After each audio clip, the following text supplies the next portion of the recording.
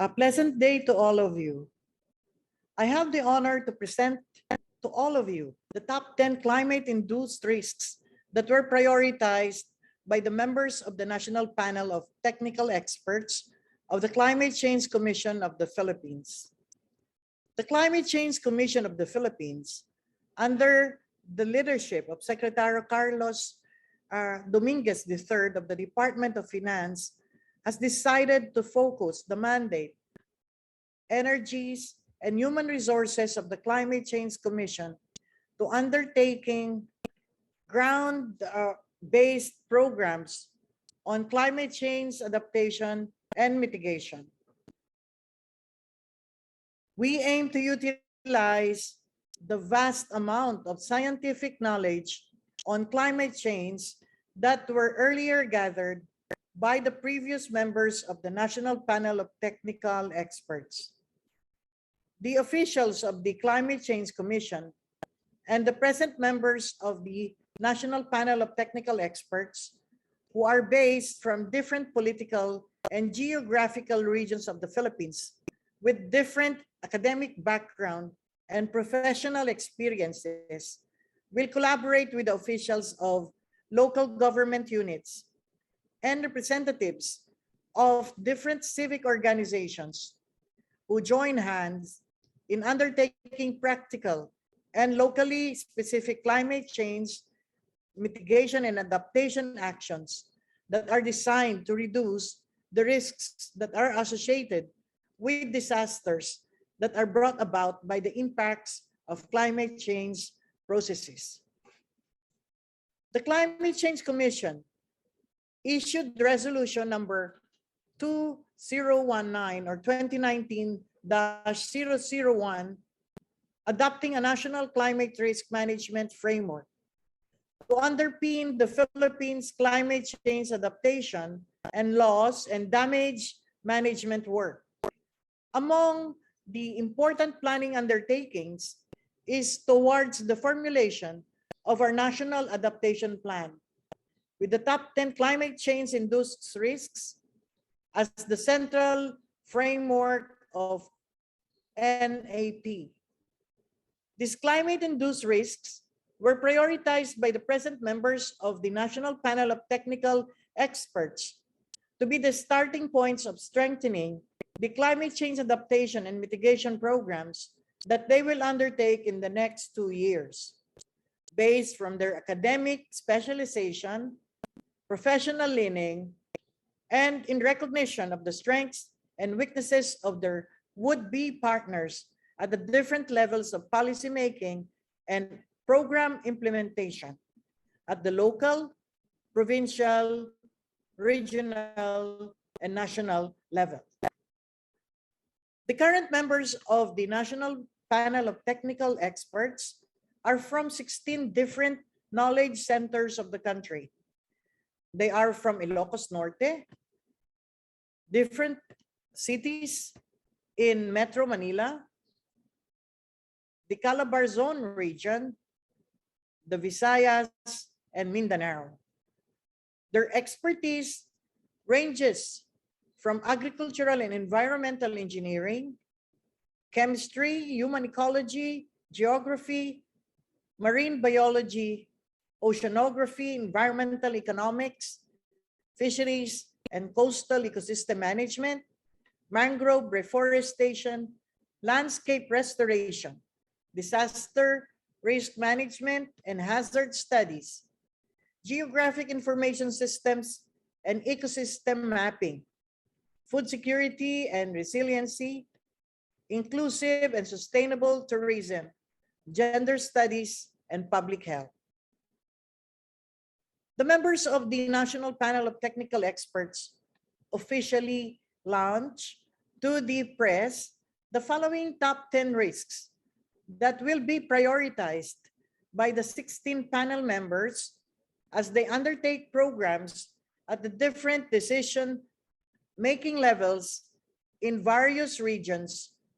of the country with different local needs, geographies, and socioeconomic and political capacities in initiating climate change adaptation and mitigation programs at the ground or local levels. The Intergovernmental Panel on Climate Change described the concept of risk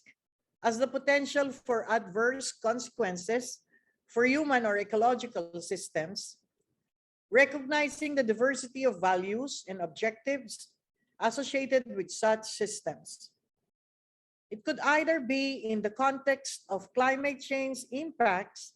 or in the context of climate change responses.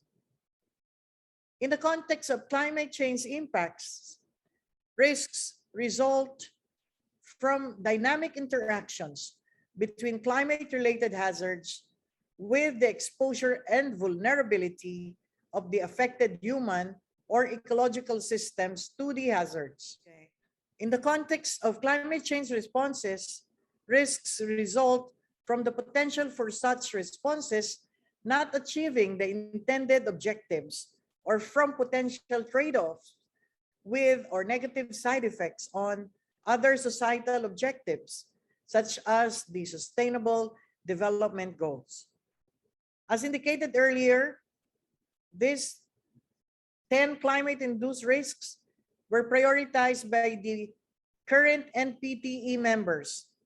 as starting points in institutionalizing climate change adaptation, climate change mitigation,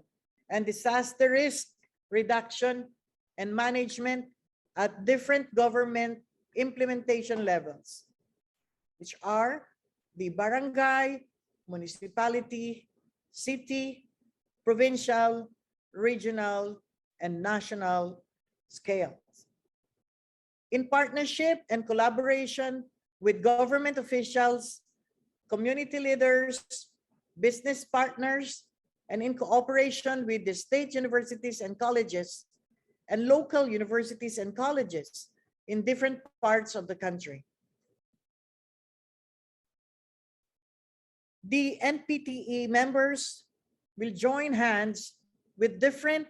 climate change adaptation, climate change mitigation, and disaster risk reduction and management workers in dealing with and finding appropriate and sustainable approaches in solving the problems that are brought about by the impacts of climate change, which often refer to economic and non-economic losses. The strategic action points being developed by the NPTE will serve to complement the ongoing stock-taking survey under the NCRMF to ensure localized climate risk management embedded in planning, programming, and implementation of climate actions, which utilize comprehensive set of tools for anticipatory adaptation. These cost-cutting strategies are as follows: translation of science into knowledge products,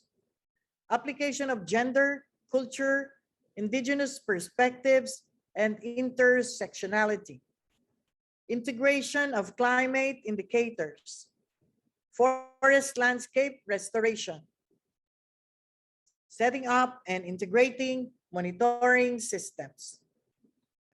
These cost-cutting strategies will be undertaken to ensure localized climate risk management embedded in planning, programming, and implementation of climate change actions, which utilize comprehensive set of tools for anticipatory adaptation. They are as follows: building a working network of state universities and colleges to provide support to local government units, climate and health impact assessment, co-creation of solutions with vulnerable populations, mangrove reforestation, setting up local adaptation funds and access to blended financing, increasing access to the People Survival Funds, capacitate financial institutions on sustainable capital markets, align local climate action to sustainable fund frameworks, strategic communication, meet basic needs of communities, such as water, sanitation, shelter, livelihood. Develop a national green taxonomy. Hopefully, you will partner with the Climate Change Commission and the National Panel of Technical Experts to undertake, monitor, and improve the implementation of the earlier mentioned ground-based and localized or context and geographic specific climate change adaptation, climate change mitigation, and disaster risk reduction initiatives. Thank you very much, and hope that we will work together in the next 2 years and in the future.